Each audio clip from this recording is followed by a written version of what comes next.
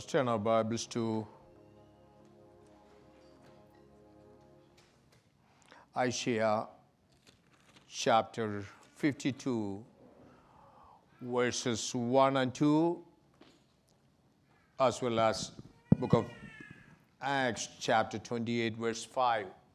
രണ്ട് വാക്യങ്ങൾ പ്രാരംഭമായി നമുക്ക് വായിക്കാം. അടുത്ത ചില നിമിഷങ്ങൾ നമുക്കൊന്ന് ചേർന്ന് ചിന്തിക്കുവാനായിട്ട് യെശയ്യാപ്രവചനം 52 അധ്യായത്തിൻ്റെ 1-2 വാക്യങ്ങളും അപ്പോസ്തല പ്രവൃത്തി 28-ന്റെ 5 വാക്യവും വായിക്കാമല്ലോ.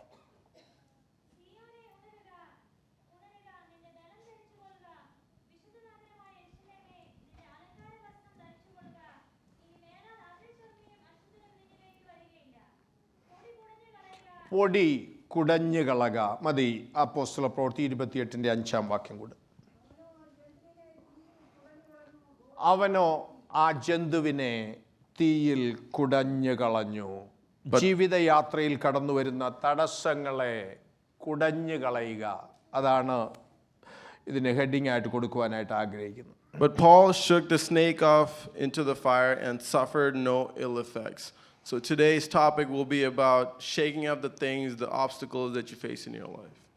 സിയോനെ ഉണരുക, ഉണരുക, നിന്റെ ബലം ധരിച്ചുകൊള്ളുക. Awake, awake Zion, clothe yourself with strength. എന്തിനു വേണ്ടി ഉണരണം? ബലം ധരിക്കുവാൻ വേണ്ടി ഉണരണം. Why do you need to be awake? To clothe yourself with strength. ഈ അധ്യായം ആരംഭിക്കുന്നത് തന്നെ awake, awake എന്ന് പറഞ്ഞുകൊണ്ടാണ് ഈ അധ്യായം ആരംഭിക്കുന്നത്. The chapter starts with the words awake, awake. അതിനർത്ഥം അവർ ഉറങ്ങുകയാണെന്ന. The meaning of that is that they were sleeping before. അത് മാത്രമല്ല, റിപ്പീറ്റഡ് ആയിട്ട് ഒന്നിലധികം പ്രാവശ്യം പറയണമെങ്കിൽ awake, awake, put on എന്നൊക്കെ പറയണമെങ്കിൽ റിപ്പീറ്റഡ് ആയിട്ട് പറയുന്നതിന് അല്പം കൂടി ഇമ്പോർട്ടൻസ് ഉണ്ട്. Because it says awake, awake multiple times, it means that there was emphasis placed on that and there is importance for that. ഉണരേണ്ടതിന്റെ, എഴുന്നേൽക്കേണ്ടതിന്റെ അർജൻസിയാണ് അവിടെ കാണിക്കുന്നത്. It shows the urgency of getting up or waking up. നമുക്കറിയാം, Israel മക്കളുടെ ചരിത്രം പഠിച്ചാൽ അവരുടെ പാപനിമിത്തം പല പ്രാവശ്യം അവർ അടിമത്തത്തിലേക്ക് കടന്നുപോയിട്ടുണ്ട്. When we study the history of Israel, we see that because of their behavior, because of their sins, that they went into slavery multiple times. ഇവിടെ ഈ ഭാഗത്ത് ഓർപ്പിച്ചിരിക്കുന്നത് ഒരു ബാബിലോണിയ അടിമത്തത്തിലായിരിക്കുന്ന പ്രത്യേകമായ സാഹചര്യത്തെക്കുറിച്ചാണ്. The context of this is with this verse is that they were in slavery or in captivity in Babylon. അല്പകാലത്തേക്ക് ദൈവം അവരെ തള്ളിക്കളഞ്ഞുവെങ്കിലും ദൈവം അവരെ എന്നേക്കുമായിട്ട് തള്ളിക്കളഞ്ഞിട്ടില്ല. Because you see here that God had pushed them away for a while, but it doesn't mean that God had pushed them away forever. നമുക്കറിയാം, നമ്മളൊക്കെ parents നമ്മുടെ കുഞ്ഞുങ്ങളെയൊക്കെ വഴക്ക് പറയാറുണ്ട്, ചിലപ്പോൾ അടിക്കാറുണ്ട്. ഇപ്പോൾ അങ്ങനെ അധികം ഇല്ലെങ്കിലും അല്പസമയത്തേക്ക് അവർക്ക് ഇച്ചിരി ബുദ്ധിമുട്ടും പ്രയാസവും അവർ മിണ്ടാതെ പിണങ്ങിയൊക്കെ ഇരിക്കും സാധാരണ രീതിയിൽ. But we can see that even in our own households, we can see that the parents maybe rebuke their kids and maybe they won't communicate with the kids for a while. അത് കാണുന്നത് മാതാപിതാക്കളായ നമ്മെ സംബന്ധിച്ചിടത്തോളം അല്പം പ്രയാസമുള്ള കാര്യമാ.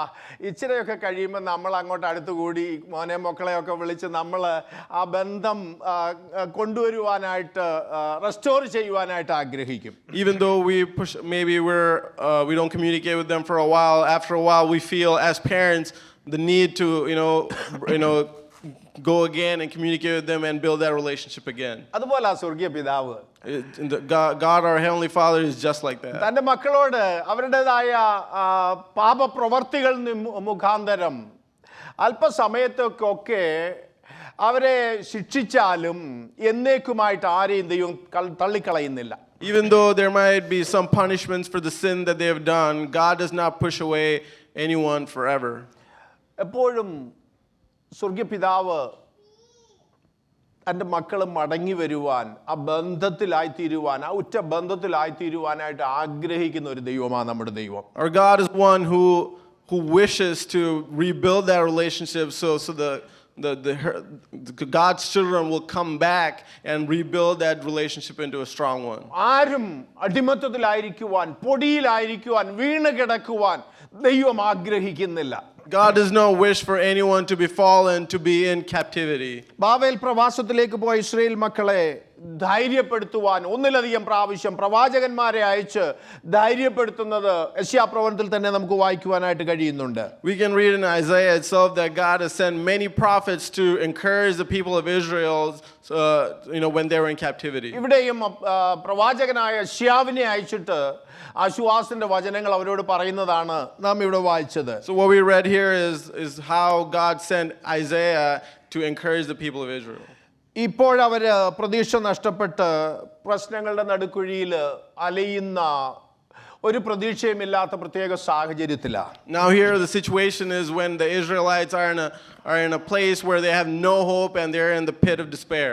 51 അധ്യായത്തിന്റെ 22ാമത്തെ വാക്യത്തിൽ നമ്മൾ നോക്കിയാൽ ദൈവം അവരോട് പറയുന്ന ഒരു വാക്കുണ്ട്. അവരോട് പറയുന്നത്, നീ പരിഭ്രമത്തിന്റെ പാനപാത്രം, എൻ്റെ ക്രോധത്തിന്റെ പാനപാത്രം ഞാൻ നിന്റെ കയ്യിൽ നിന്ന് എടുത്തു കളഞ്ഞിരിക്കുന്നു, നിന്നോട് ക്ഷമിച്ചിരിക്കുന്നു എന്നുള്ള ആ ആശ്വാസന്റെ വാക്കുകളാണ് നമ്മൾ കാണുന്നത്. We can see in Isaiah 51:22, this is what your sovereign Lord says, your God who defends his people. See, I have taken out of your hand the cup that made you stagger. From that cup, the goblet of my wrath, you will never drink again. It's kind of an encouraging word to the Israelites. അതിന്റെ അർത്ഥം അവരോട്, ഇനി നിങ്ങൾ പാപത്തിൽ, അടിമത്തത്തിൽ, നിരാശയിൽ, കുറ്റബോധത്തിൽ ഇനി കഴിയേണ്ടതായിട്ടില്ല, നിങ്ങൾ എഴുന്നേൽക്കേണ്ട സമയം ഇതാ. Now is the time to wake and not be in the pit of despair, to be discouraged and not have any hope at all. അവരോട് ദൈവാത്മാവ് പറഞ്ഞത്, ഉണരുക, ഉണരുക, നിന്റെ ബലം ധരിച്ചുകൊള്ളുക. To them, the Spirit of God is saying, wake up, clothe yourself in strength. ഉത്സവ വസ്ത്രം ധരിച്ച് മണവാട്ടിയെ പോലെ, രാജ്ഞിയെ പോലെ സന്തോഷത്തോടെ വാഴേണ്ട സിയോൻ പുത്രി ഇന്ന് പൊടിയിൽ കിടക്കുക. The person, the daughter of Zion, who should be putting on the garments of splendor, is now in the pit of despair. ശലോമോൻ കണ്ട ഏറ്റവും വലിയ തിന്മ, സഭാപ്രസംഗി എക്ലേഷിയാസ്റ്റിക്സ് 10:7 വാക്യത്തിൽ അവിടെ പറഞ്ഞിരിക്കുന്നത്, ദാസന്മാർ കുതിരപ്പുറത്തിരിക്കുന്നതും പ്രഭുക്കന്മാർ ദാസന്മാരെ പോലെ കാൽനടയായി നടക്കുന്നതും ഞാൻ കണ്ടു. So when we can see that even Solomon, Ecclesiastes 10:7, he says, I have seen slaves on horseback while princes go on foot like slaves. It's one of the worst things that I've seen. രാജാക്കന്മാരെ പോലെ തല ഉയർത്തി ജയാളികളായി നടക്കേണ്ട ദൈവമക്കൾ തലകുനിച്ച് നടക്കുക ഈ കാലഘട്ടത്തിൽ. Children of God who should be walking around with their heads high, proclaiming victory, and now they're in a way where they're putting their heads down and walking in despair. നമുക്കറിയാം സിയോൻ ദൈവസഭയ്ക്ക് നിദാനമായി നിൽക്കുക. So now what we see here is that Zion, and the church is the shadow of Zion. പാപത്താല് മനുഷ്യവർഗത്തിന്റെ അധികാരം നഷ്ടപ്പെട്ടു. അത് നാം ഉൽപ്പത്തി പുസ്തകത്തിൽ കാണുന്നുണ്ട്. Because of sin, the authority was gone. എന്നാൽ വീണ്ടും ജനനത്താൽ ദൈവം നമ്മുടെ അധികാരം നമുക്ക് മടക്കി തന്നിരിക്കുക. Because when we get born again, we are given that authority back. 51:26 നമ്മൾ വായിക്കുന്നത്, ദൈവം മനുഷ്യനെ സൃഷ്ടിക്കുമ്പോൾ സകല അധികാരവും നൽകി. ആകാശത്തിലെ പറവകളുടെ മേല്, ഭൂമിയിലെ കടലിലെ മത്സ്യത്തിൻ്റെ മേലെ, ഭൂമിയിലെ ഇഴജന്തുവിന്മേല്, സകലത്തിൻ്റെ മേലും അധികാരം നൽകി വാഴുവാൻ വേണ്ടിയാ മനുഷ്യനെ ദൈവം സൃഷ്ടിച്ചത്.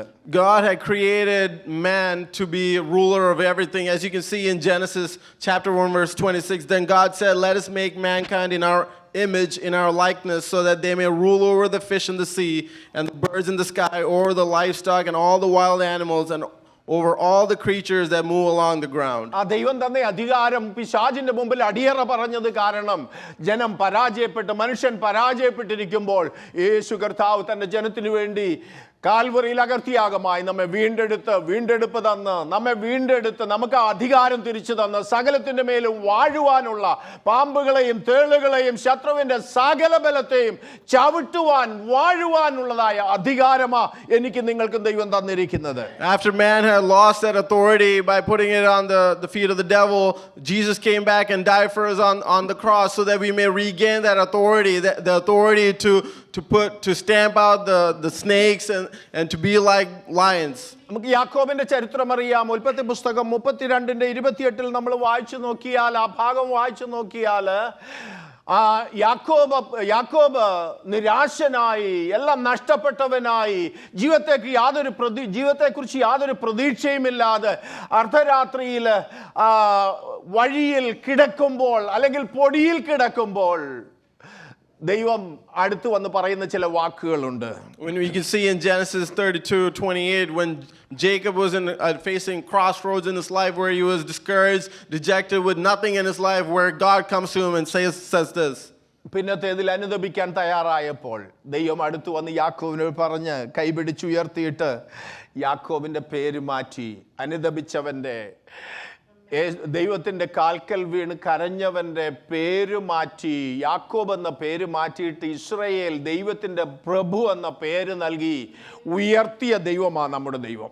After Jacob was dejected and he repented his sin, God comes to him and lifts him up, and he says, your name will no longer be Jacob but Israel, because you struggled with God and with humans and have overcome. പാപം ഏറ്റുപറഞ്ഞ ദൈവത്തോട് നിരപ്പ് പ്രാപിക്കുന്ന ദൈവപൈതനുള്ള ബന്ധത്തിലും ഇന്നും അവനെ വീണ് കിടക്കാൻ ദൈവം അനുവദിക്കത്തില്ല. അവൻ ഉയരത്തിൽ വളരെ പറക്കേണ്ടവനാ. For any son of God who is dejected or rejected, but come and repents, God will not let them to lay on the ground with their heads down, but to raise their heads up and live in victory. അവരോടുള്ള ദൂതാണ് യെശയ്യാ 60:1 നമ്മൾ വായിക്കുന്നത്, എഴുന്നേറ്റ് പ്രകാശിക്ക, നിന്റെ പ്രകാശം വന്നിരിക്കുന്നു. For that person who's we can see in Isaiah 60 verse 7, 61 verse 1, arise, shine, for your light has come. ഇന്ന് പകൽ ദൈവം നമ്മുടെ മേൽ പകർന്ന പ്രകാശം, നമ്മുടെ മേൽ തന്ന അധികാരം ഏതെങ്കിലും വിഷയത്തിന് മുമ്പിൽ അടിയറ വെച്ചിട്ടുണ്ടോ? നമുക്ക് എതിരെ വരുന്ന ശത്രുവിൻ്റെ ശക്തികളുടെ മേൽ വാഴുവാൻ നമുക്ക് കഴിയുന്നുണ്ടോ? ഇന്ന് രാത്രി ദൈവസഭ ശോധന ചെയ്യേണ്ട വിഷയമാണ്. So a question that I have for you and for the church to think about themselves is, the power, the authority that God has given to you over the devil, have you given that up, and are you living in a pit of despair? സഭയിൽ വരുന്നുണ്ട്, ആരാധിക്കുന്നുണ്ട്, ദശാംശം കൊടുക്കുന്നുണ്ട്, എങ്കിലും ജീവിതത്തിൽ ജയിക്കാൻ കഴിയാത്ത ഏതെങ്കിലും ഏരിയകളിൽ ഭാരപ്പെടുന്നവരുണ്ടെങ്കിൽ ഇന്ന് പകൽ അവരോടുള്ള ദൈവാത്മാവിൻ്റെ ദൂത, എഴുന്നേറ്റ് പ്രകാശിക്കുക, നിന്റെ പ്രകാശം വന്നിരിക്കുന്നു. A believer who is doing the regular things, doing everything right, coming to church, praying, putting in the offering, but they're living in failure. For them, this is the message to wake up, arise, and shine. Pastor, ഞാൻ ഒത്തിരി പ്രാവശ്യം എഴുന്നേക്കാൻ നോക്കിയതാ, എനിക്ക് കഴിയുന്നില്ല, അതിനുള്ള ബലമില്ല. അവരോടാ ദൈവാത്മാവ് പറഞ്ഞത്, നിന്റെ ബലം ധരിച്ചു കൊള്ളുക. The power is available. നിനക്ക് എഴുന്നേൽക്കുവാൻ, ശോഭിക്കുവാനുള്ള അതേ പവർ, അധികാരം, ശക്തി ദൈവം തന്നിട്ടുണ്ട്. It's available. Receive it. If you're thinking that, many times I've tried, but I've never been able to be in victory, I'm telling you again that, it says, awake, awake, and clothe yourself with strength. And if you clothe yourself with strength, you will be able to live in victory. ഉത്സവ വസ്ത്രം ധരിച്ച് ജയാളിയായി കുതിരപ്പുറത്ത് യാത്ര ചെയ്യേണ്ട ദൈവമക്കൾ അടിമയെ പോലെ പൊടിയിൽ നടക്കുക, കിടക്കുക. അത് കിടത്തുക എന്നുള്ളത് പിശാചിൻ്റെ ഒരു തന്ത്രമാണ്. It is a tactic of the devil to take the believer who is supposed to put on the garment of splendor and walk in victory, but instead of that, to put them down in the pit of despair and break them and keep them there. രണ്ടാമത്തെ വാക്യത്തിൽ നമ്മൾ വായിച്ചത് പൊടി കുടഞ്ഞു കളക, കഴുത്തിലെ നുകം എറിഞ്ഞു കളക, ഒരു പ്രഭുവിനെ പോലെ ഇന്ന് പകൽ നമുക്ക് എഴുന്നേൽക്കുവാനായിട്ട് കഴിയട്ടെ. So like read in chapter 52 verse 2, we say, shake off your dust, rise up, sit enthroned Jerusalem. ഈ ലോകം നമ്മുടെ മേൽ എറിയുന്ന ഒത്തിരി പൊടികളുണ്ട്, ചരലുകളുണ്ട്. There are many dust and many a lot of things that the world throws at us. Life is going to shower all kinds of dust on us. ഞാനൊരു story കേട്ടിട്ടുണ്ട്. ഒരിക്കൽ ഒരു രാജാവിൻ്റെ പടക്കുതിര യുദ്ധത്തിൽ ക്ഷീണിച്ച് തളർന്നു വീണു. I've heard a story where there was a king's horse that was tired in the middle of the war. എഴുന്നേൽക്കാൻ വയ്യാതായി രാജാവ് അതിനെ ഉപേക്ഷിച്ചിട്ട് അടുത്തുള്ള ഒരു കുഴിയിൽ, ഒരു കിണറ്റിൽ തള്ളിക്കളഞ്ഞിട്ട് പോയി.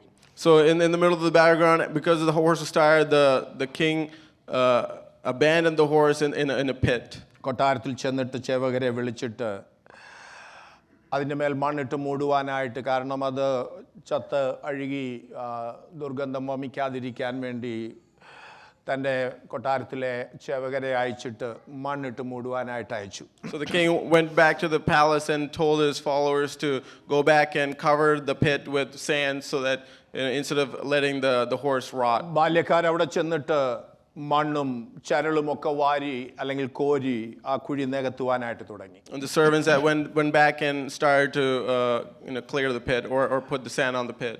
ഓരോ പ്രാവശ്യവും ഈ കുതിരയുടെ മേല് ഈ ചരളും മണ്ണും വീഴുമ്പോൾ അതത് കുടഞ്ഞു കളയാനായിട്ട് തുടങ്ങി. Every time the servants started to put the sand on the horse, this horse started to shake off the dust. Every time they throw the dust and gravels, it starts shaking up and stepping up. ആ മണ്ണ് കുടഞ്ഞു കളയാ മാത്രമല്ല ഓരോ പ്രാവശ്യം അത് step വെച്ച് ഉയരാനായിട്ട് തുടങ്ങി. So every time, not just to shake off the dust, but use the sand that was put in there as a step to go up. അങ്ങനെ ആ മണ്ണ് വീഴുന്തോറും ഇത് കുടഞ്ഞു കളയുകയും അതിൻ്റെ മുകളിലേക്ക് സ്റ്റെപ്പ് വെക്കുകയും ചെയ്ത് അവസാനം അത് പുറത്തു വന്നു. അതാ അതിൻ്റെ സ്റ്റോറി ഞാൻ പറഞ്ഞത്. As they started filling up and putting more dust into the pit, the horse started to shake it off and was able to finally move up and get out of the pit. ശത്രു എപ്പോഴും നമ്മുടെ മേലെ പൊടിയെറിയുവാൻ അല്ലെങ്കിൽ നമ്മുടെ മേലെ നമ്മെ ഇല്ലായ്മ ചെയ്യുവാൻ, കുഴിയിൽ തള്ളിയിടുവാൻ, നമ്മുടേതായ ഗതിയെ യാത്രയെ തടസ്സപ്പെടുത്തുവാനൊക്കെയുള്ള ഒരുപാട് കാര്യങ്ങൾ നമ്മുടെ നേരെ എറിയാറുണ്ട്. എന്നാൽ അതിനെ ഒരു സ്റ്റെപ്പ് കൂടെ കയറുവാൻ വേണ്ടി, അവിടെ അടിഞ്ഞു കിടക്കാൻ വേണ്ടിയല്ല, അവിടെ കൊണ്ട് തീരാനല്ല, ഓരോ സ്റ്റെപ്പൂടെ വിശ്വാസത്തിൽ സ്റ്റെപ്പ് വെച്ച് വിശ്വാസത്തിന്റെ ചുവട് വെച്ച് ചിറകടിച്ച് ഉയരുവാനുള്ള മുഖാന്തരമാക്കി അത് മാറ്റിയെടുക്കണം. The enemy tries to put more and more dust and throws more and more dust towards us, but instead of being accepting that as a failure, but to brush it off and use that as a step to move up and to wake up and fly like eagles. പകൽ എത്ര പേരോ ശത്രു നമ്മുടെ മേലിട്ടതായ നിന്ദയുടെ, അപമാനത്തിൻ്റെ, കുറ്റബോധത്തിൻ്റെ പൊടി കുടഞ്ഞു കളഞ്ഞ് എഴുന്നേൽക്കുവാൻ എത്ര പേര് തയ്യാറാകും? How many people here are ready to brush off the dust that the devil has thrown, the shame, the despair, and of dejection, of failure? How are you able to throw that away and arise? Amen. Shake your troubles and use them to take a step up in life. ക്രിസ്തീയ ജീവിതത്തിൽ ഒരു പടിയുടെ ഉയരുവാനാണ് പിശാച് നോക്കുന്നത്. നമ്മെ അല്ലെങ്കിൽ നിരാശരാക്കി താളടിയാക്കുവാൻ വേണ്ടിയാണ് പിശാച് നോക്കുന്നത്. എന്നാൽ അതിനെ ഒരു സ്റ്റെപ്പ് കൂടി ഉയരുവാൻ വേണ്ടി പ്രാർത്ഥനയിലൂടെ, ആരാധനയിലൂടെ, ദൈവശക്തി ഏറ്റെടുത്ത്, ബലം ഏറ്റെടുത്ത് ഒരു പടിയുടെ മുന്നോട്ട് പോകുവാൻ, ആത്മീകത്തിൽ മുന്നേറുവാൻ എനിക്ക് നിങ്ങൾക്കും കഴിയണം. When the devil tries to put us down, we should be able to use that as a stepping stone to move up, to pray, to fast, to be successful, so that we can be successful in Christ and also in our life. അപ്പം തന്നെ ഞാൻ കണ്ടിട്ടുണ്ട് ചിലരെ സംബന്ധിച്ചിടത്തോളം എല്ലാം അങ്ങ് കുടഞ്ഞു കളയും. For some people, I've noticed that some people just shake off everything.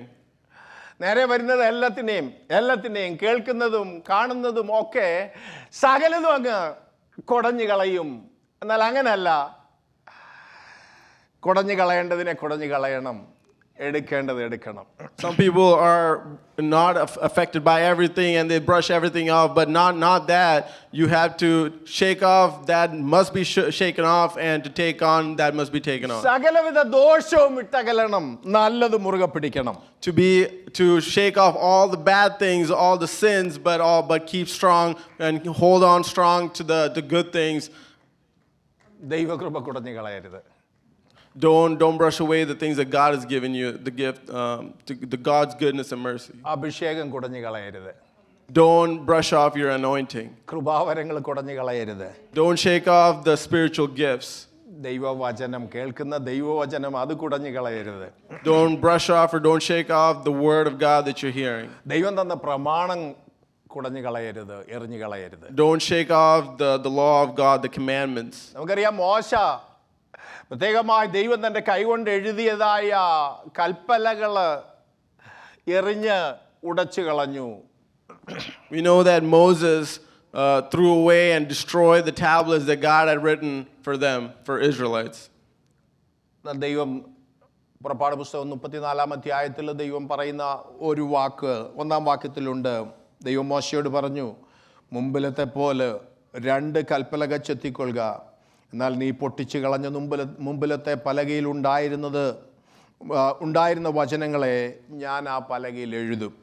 No, we can see in Exodus 34:1 that the Lord said to Moses, chisel out 2 stone tablets like the first ones, and I will write on them the words that were on the first tablets which you broke. മോശ അത് പ്രാപിച്ചത് ഒരധ്വാനവും കൂടാതെയാ.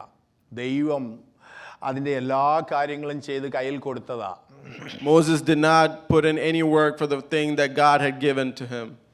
എന്നാൽ രണ്ടാമത് പ്രാപിക്കുവാൻ വേണ്ടി അല്പം ബുദ്ധിമുട്ടേണ്ടതായിട്ട് വന്നു. For the second time, because Moses broke the tablets, he had to put on a little bit more work and he had to suffer a bit. മുമ്പിലത്തെ പോലെ കൽപ്പലകകൾ അത് പ്രിപ്പയർ ചെയ്ത് അത് ഒരുക്കി ദൈവസന്നിധിയിൽ നിൽക്കേണ്ടതായിട്ട് വന്നു.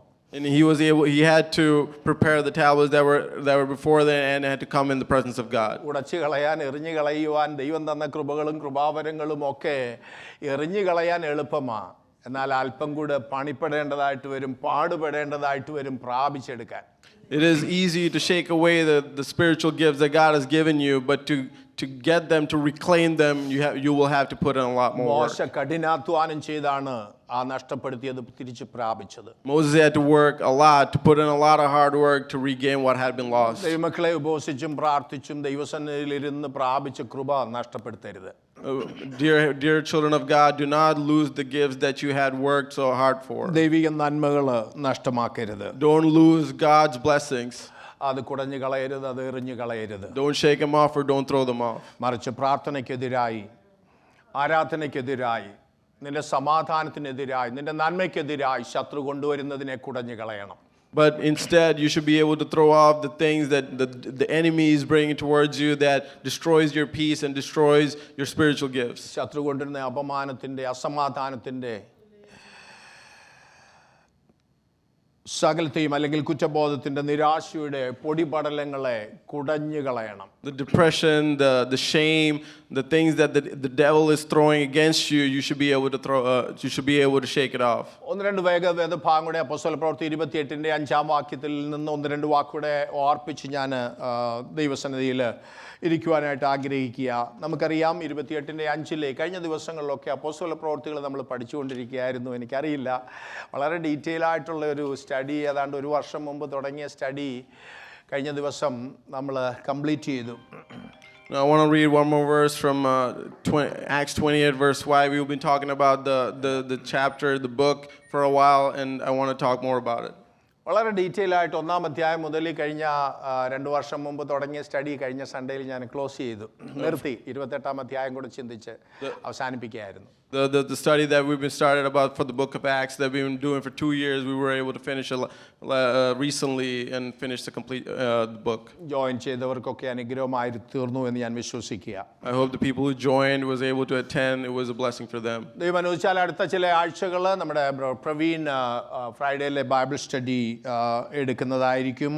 അതിനുശേഷം വീണ്ടും നമുക്ക് ദൈവവചന പഠനത്തിന് വേണ്ടി മറ്റ് തീമുകൾ, സബ്ജക്റ്റുകൾ എടുക്കുവാനായിട്ട് ആഗ്രഹിക്കുക. And going forward, Brother Praveen will be taking over the Bible study and we'll be talking more about it. 28-ാം അധ്യായത്തിന്റെ 5-ാം വാക്യം അപ്പോസ്തലപ്രവൃത്തി ഒന്ന് വേഗം വായിക്കണമേ. Can you read Acts chapter 28, verse 5?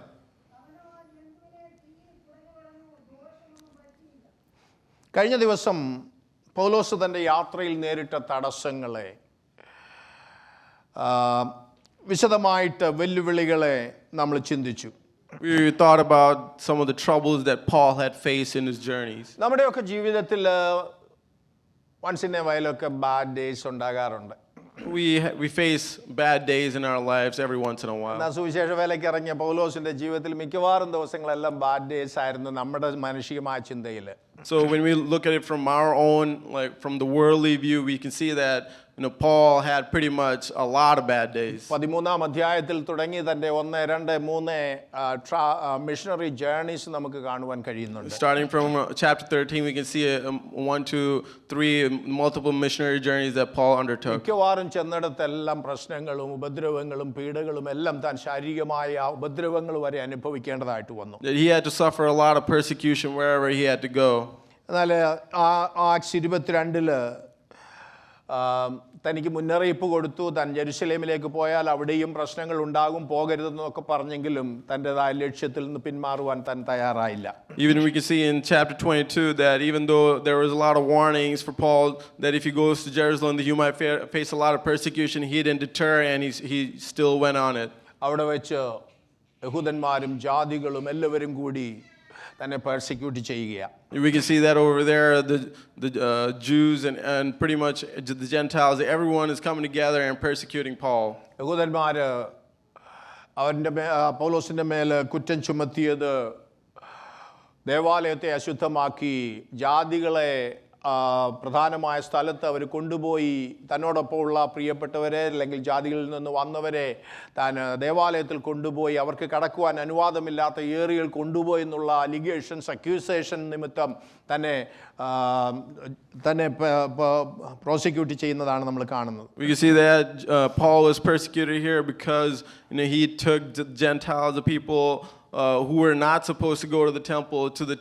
തുടർന്ന് ഏതാണ്ട് 6 പ്രാവശ്യം മാറി മാറി തന്നെ വിസ്തരിക്കുന്നുണ്ട്. And we can see here that back to back about 6 times he's been in front of a judge or he's in front of a judge. യഹൂദന്മാരും റോമ ഭരണാധികാരികളും സൻഹിദ്രീൻ സംഘവും ഒക്കെ ആയിട്ട് ഏതാണ്ട് 6 പ്രാവശ്യം തന്നെ ഏതാണ്ട് 2 വർഷത്തോളം മാറി മാറി തൻ കോടതികളിൽ കയറി ഇറങ്ങേണ്ടതായിട്ട് വന്നു. He had to go to different courts to be cross-examined by Jews and Gentiles and Romans in multiple times. എങ്കിലും തൻ്റെ വിഷൻ തനിക്ക് റോമിൽ എത്തണമെന്നുള്ള വലിയ താല്പര്യവും വാഞ്ചയും താൻ വിട്ടുകളഞ്ഞില്ല. അതിനുവേണ്ടി താൻ പ്രവർത്തിക്കുക. Despite all these troubles, Paul never let go of the vision that he has to get to Rome, and he's still working towards that. പ്രശ്നങ്ങൾ അവിടെ തീരാഞ്ഞതുകൊണ്ട് അവസാനം കൈസറയെ അഭയം ചൊല്ലുകയും താൻ അവിടേക്ക് യാത്ര ചെയ്യുകയും ചെയ്യുന്നതാണ് തുടർന്ന് നമ്മൾ കാണുന്നത്. Even we can see that because none of these problems are going away, and over there Paul decides to call in the name of Caesar, and then he is sent to Rome to be cross-examined again. ആ യാത്രയിൽ സംഭവിച്ച കാര്യങ്ങൾ 27, 28 അധ്യായങ്ങൾ നമ്മൾ കഴിഞ്ഞ ദിവസം ചിന്തിച്ചു. We can see that the journey that he took to Rome, some of the incidents that happened in 27 and 28. കൊടുങ്കാറ്റ്, കപ്പൽ ഛേദം, സ്നേക്ക് ബൈറ്റ്സ്, അങ്ങനെ ഒരുപാട് ഒന്നിലധികം പ്രശ്നങ്ങളുടെ മേൽ പ്രശ്നങ്ങൾ തൻ്റെ യാത്രയിൽ അഭിമുഖീകരിക്കേണ്ടതായിട്ട് വന്നു. He had to face back-to-back problems like the snake, the storms, back-to-back problems that he faced in that journey. താൻ ആഗ്രഹിച്ചതുപോലെയല്ല യാത്ര ചെയ്തത്. ഫ്രീ ആയിട്ട് അല്ലെ ഫ്രീമാനായിട്ട് സ്വാതന്ത്ര്യത്തോട് റോമിലെത്തണം, സുവിശേഷം അറിയിക്കണമെന്നാണ് താൻ ആഗ്രഹിച്ചത്. It was not a journey that he had anticipated or that he wanted, and he was not going as a free man where he wanted to go to Rome and proclaim the gospel, but here he is as a bound man. എന്നാൽ റോമിലേക്ക് പോകുന്നത് ബന്ധനസ്ഥനായ ഒരു പ്രിസണറായിട്ടാണ് താൻ യാത്ര ചെയ്യുന്നത്. And instead he is going to Rome as a prisoner bound. നമുക്ക് റോമിൽ സുവിശേഷം അറിയിക്കണം, അതിനൊരു ഓപ്പണിങ് വന്ന് നമുക്ക് വലിയ താല്പര്യം റോമിൽ സുവിശേഷം അറിയിക്കണമെന്നുള്ള ഒരു താല്പര്യം വന്ന് നമ്മൾ എത്ര പേര് ആഗ്രഹിക്കും? ബന്ധനസ്ഥനയിലായാലും ഒരു പ്രിസണറായിട്ട് പോകുവാൻ നമ്മൾ എത്ര പേര് ആഗ്രഹിക്കും? So if you get an opportunity to go proclaim the gospel in Rome, how many of us would want to go there as a bound man or as a prisoner? പലപ്പോഴും നമുക്ക് എല്ലാം അനുകൂലമായാൽ പോലും നമ്മൾ സുവിശേഷം അറിയിക്കുന്ന കാര്യത്തിൽ പുറകില. Even though all the things may be for us, we still not very into like going and proclaim the gospel. പൗലോസ് തനിക്കെതിരെ വന്ന പ്രശ്നങ്ങളെ ഒന്നും താൻ വകവയ്ക്കാതെ തൻ്റെ ലക്ഷ്യത്തിലേക്ക് സുവിശേഷം അറിയിക്കണം, അതുവരെ സുവിശേഷം എത്താത്ത ഭൂമിയുടെ അറ്റത്തോളം സുവിശേഷം അറിയിക്കണമെന്നുള്ള വലിയ വാഞ്ച തൻ്റെ ഉള്ളിൽ വ്യാപരിച്ചിട്ട് ഇതൊന്നും സാരമില്ല, ഈ കാലത്തിലെ കഷ്ടങ്ങളൊന്നും സാരമില്ല എന്നുള്ള ആ ഒരു വാഞ്ചയോടെ തീരുമാനത്തോടെ താൻ വീണ്ടും മുമ്പോട്ട് പോകുകയാണ്. Because of the vision that Paul had, the vision, the deep wish that he had to go and proclaim the word of God to the ends of the earth, that he is willing to suffer or take on all the suffering that has come upon and still move forward to realize his vision. താൻ ആഗ്രഹിക്കാത്ത രീതിയിലാണ് യാത്ര ചെയ്തത്, ആഗ്രഹിക്കാത്ത സ്ഥലത്താണ് താൻ എത്തിപ്പെട്ടത്. He went in a way, not in a way that he had anticipated as a bound man. He ended up in a place where he had also not anticipated. 28-ാമത്തെ അധ്യായത്തിൽ നമ്മൾ വായിക്കുന്നത് താൻ മെലീറ്റയിലെത്തി, അല്ലെങ്കിൽ മാൾട്ട ദ്വീപിൽ താൻ എത്തപ്പെട്ടു. And we can see that in chapter 28 that he is end up ashore on Malta. റോമിലേക്കുള്ള തൻ്റെ യാത്രയിൽ ആ ഒരു റൂട്ടില്ല, തൻ്റെ പ്ലാനിലില്ല, താൻ ആഗ്രഹിച്ച സ്ഥലമല്ല, താൻ ഒടുവിൽ എത്തപ്പെട്ടത് Malta ഐലൻഡിലാണ്. It was not a place that he had anticipated. He never thought about going to Malta, but here he is in the island of Malta. തൻ്റെ പ്ലാനിലും പദ്ധതിയിലും ഇല്ലെങ്കിലും ദൈവത്തിൻ്റെ പ്ലാനിലുണ്ടായിരുന്നു മാൾട്ട സുവിശേഷം കേൾക്കണമെന്നുള്ളത്. Because it was not, even though it was not in the plan of Paul to be in Malta, but it was in God's plan that the people of Malta should be able to hear the gospel our too. യാത്ര ചെയ്ത wind കൊണ്ട് ഓടുന്ന ആ ഷിപ്പിന്റെ മേലെ അവർക്ക് ആർക്കും ഒരു അധികാരവുമില്ലായിരുന്നു, നിയന്ത്രണവുമില്ലായിരുന്നു. We can see that, the ship that we're traveling in, it's led by the wind, but they had no authority or no control over the wind.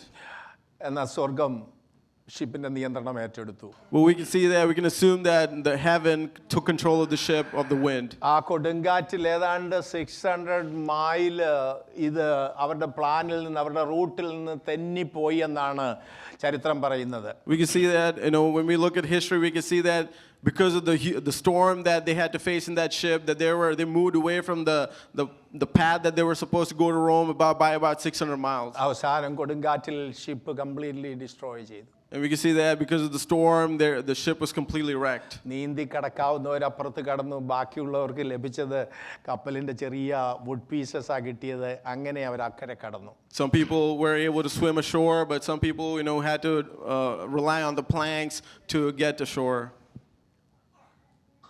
ഞാൻ പറഞ്ഞത് ക്രിസ്തീയ ജീവിതം എല്ലാം ഒന്നും നമ്മൾ ആഗ്രഹിക്കുന്നത് പോലെ പോകണമെന്നൊന്നുമില്ല. Christian life is not one that we, it won't go in the way that we think it will go. ഈ യാത്രയിൽ കഷ്ടങ്ങളുണ്ട്, പ്രയാസങ്ങളുണ്ട്.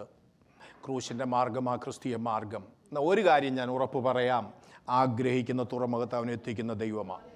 There are suffering, there are many things, obstacles that you'll face in this journey, in this Christian journey, but I can guarantee you one thing, that you will reach the shore that you need to get to. അക്കരെ എത്തിക്കത്തില്ലെന്ന് ആ കൊടുങ്കാറ്റ് പറഞ്ഞത്, ഓളങ്ങളും തിരമാലകളും ഒക്കെ പറഞ്ഞത് അക്കരെ എത്തത്തില്ലെന്നാ പറഞ്ഞത്, എല്ലാം കഴിഞ്ഞു എന്നാ പറഞ്ഞത്.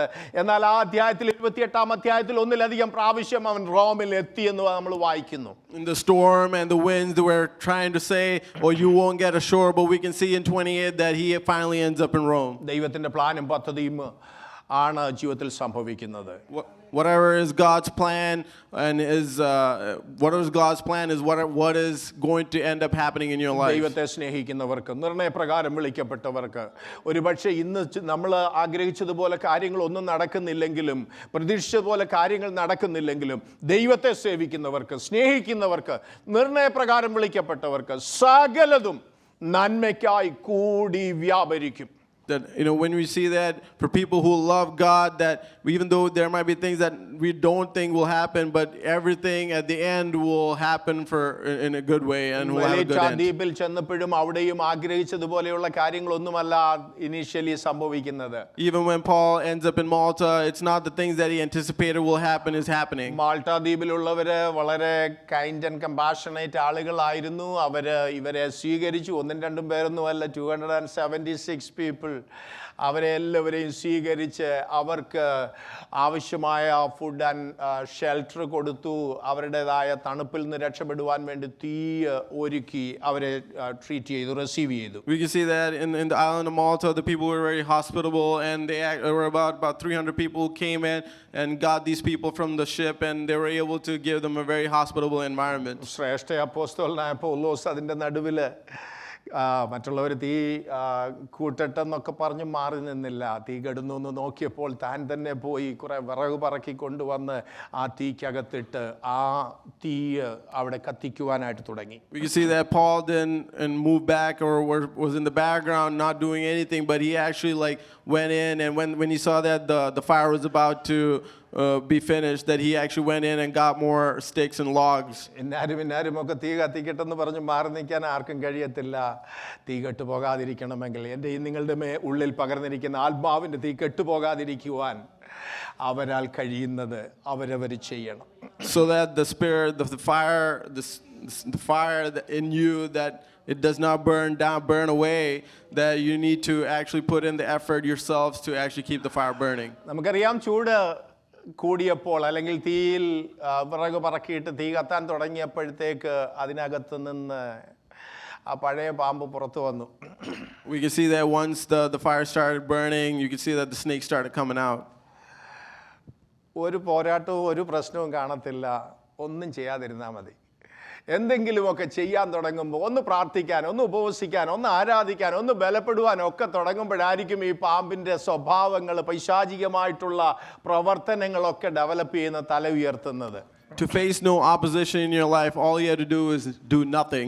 But once അതിനെ കണ്ട് നിരാശരായി എല്ലാം കഴിഞ്ഞു എന്ന് പറയാനല്ല, ആ പ്രശ്നത്തെ, ആ തടസ്സത്തെ, ആ പോരാട്ടത്തെ കുടഞ്ഞു കളയുവാൻ ആ ദൈവാത്മാവ് ഇന്ന് പകൽ ഓർപ്പിക്കുന്നത്. But you know, when you start putting in effort, that's when you start seeing the opposition, but not to be backed down by that opposition, but when you face that opposition, to be able to shake off that opposition and move forward. ഇന്ന് പല സ്ഥലത്തും ആത്മാവിന്റെ തീ കെട്ടുപോയത് കൊണ്ട് സകല പാമ്പും കയറി ഇറങ്ങുന്ന കാലഘട്ടമാണ്. Because we can see that in many places, that because of the spiritual fire has burned out, we can see that all types of snakes are going in at these places. എന്നാൽ ദൈവസഭ ഈ ദിവസങ്ങളിൽ ആത്മാവിന്റെ തീ കത്തുവാനായിട്ട് തയ്യാറാകണം. അതിനുവേണ്ടി ചെയ്യുന്ന കാര്യങ്ങൾ, അതിനുള്ള ഫയർവുഡ്, അതിനുള്ള ഫ്യൂവൽ, അത് ഈ ദിവസങ്ങളിൽ പ്രാപിച്ച് ആത്മാവിൻ്റെ തീ നമ്മുടെ മധ്യത്തിൽ കത്തുവാൻ, അതിലൂടെ ചില പൈശാചിക ശക്തികൾ തകരുവാൻ, ദേശത്തിൻ്റെ അന്യാരാധന ശക്തികൾ തകരുവാൻ, ജീവിതങ്ങൾ സ്വാതന്ത്ര്യം പ്രാപിക്കുവാൻ, ദൈവസഭ പണിയപ്പെടുവാൻ മുഖാന്തരമാകട്ടെ എന്ന് ഞാൻ ദൈവസഭയിൽ പ്രാർത്ഥിക്കുക. I want to say that the church should be prepared to keep the fire burning, so that the fires of the spirits of this land you'll be able to conquer those spirits and be able to move forward. ആ വൈപ്പറിനെ കുടഞ്ഞു കളഞ്ഞ് തീയിൽ കത്തി കഴിഞ്ഞത് ശേഷമാണ് അവിടെ അത്ഭുതങ്ങൾ വെളിപ്പെടാൻ തുടങ്ങിയത്, രോഗസൗഖ്യം വ്യാപരിക്കാൻ തുടങ്ങിയത്, തനിക്ക് അവിടെ ശുശ്രൂഷ വെളിപ്പെട്ടത് അതിനുശേഷമാണ്. ദൈവമക്കളെ, ദൈവസഭയിൽ ആത്മാവിൻ്റെ തീ കെട്ടുപോയാൽ സകല പിശാചുക്കളും കയറി ഇറങ്ങും. We can see that even in Malta, only after Paul shook off the snake, that we see that all the miracles started happening in Malta. In the same way, that only when the spirit of the church keeps burning, that you'll be able to see many things happening. ആത്മാവിൻ്റെ തീ ഉള്ളിടത്ത് പിശാചിനിരിക്കാൻ കഴിയത്തില്ല. എത്രയോ പ്രാവശ്യം പത്തനംതിട്ടയിലും സൗദിയിലും ബാക്കിയുള്ളതായ 7 ദിവസവും 21 ദിവസവും ഒക്കെ നടന്ന ഉപവാസ പ്രാർത്ഥനയിൽ ആത്മാവിൻ്റെ തീ കത്തുന്നിടത്ത് പലപ്പോഴും ഒതുങ്ങിയിരുന്ന പിശാച്, മറഞ്ഞിരുന്ന പിശാച്, എനിക്കിവിടെ ഇരിക്കാൻ വയ്യാതെ ഞാൻ പൊക്കോളാമെന്നും പറഞ്ഞ് അലറി വിട്ടുപോയ ഒത്തിരി സംഭവങ്ങൾ എൻ്റെ മനസ്സിലുണ്ട്. When I think about some things, is that there are many places where when the spiritual fire started to burn, the devil, the snake that was hiding in the church, was able to not be able to stay there anymore and actually left the church. ദൈവസഭയെ ഉണരുക, എഴുന്നേൽക്കുക, അതിൻ്റെ ബലം ധരിച്ചു കൊള്ളുക. ഉപവസിച്ചും പ്രാർത്ഥിച്ചും ആത്മാവിൻ്റെ തീ കത്തി പിശാചിൻ്റെ ശക്തികൾ, രോഗത്തിൻ്റെ ശക്തികൾ, നമുക്കെതിരെ നിൽക്കുന്ന, നമ്മുടെ യാത്രയ്ക്ക് തടസ്സമായി നിൽക്കുന്ന സകലത്തെയും കുടഞ്ഞു കളഞ്ഞ് ആത്മാവിൻ്റെ ബലത്തോടെ നമുക്ക് മുന്നോട്ട് പോകുവാൻ ഈ ദിവസങ്ങൾ കഴിയട്ടെ എന്ന് ഞാൻ ദൈവസഭയിൽ പ്രാർത്ഥിക്കുകയും ആശംസിക്കുകയും ചെയ്യുന്നു. അതിനുവേണ്ടി അല്പം ഉത്തരവാദിത്തങ്ങൾ എടുക്കുവാൻ, അധ്വാനിക്കുവാൻ, ഉപവസിപ്പാൻ, പ്രാർത്ഥിപ്പാൻ, വചനം ധ്യാനിക്കുവാൻ, ദൈവകൃപ ഏറ്റെടുക്കുവാൻ ദൈവസഭ തയ്യാറാകട്ടെ. നമുക്ക് ഒരു വലിയ ശുശ്രൂഷ മുമ്പിലുണ്ട്. ദൈവമായ കർത്താവ് അതിനായി നമ്മെ ഒരുക്കട്ടെ. God bless you all.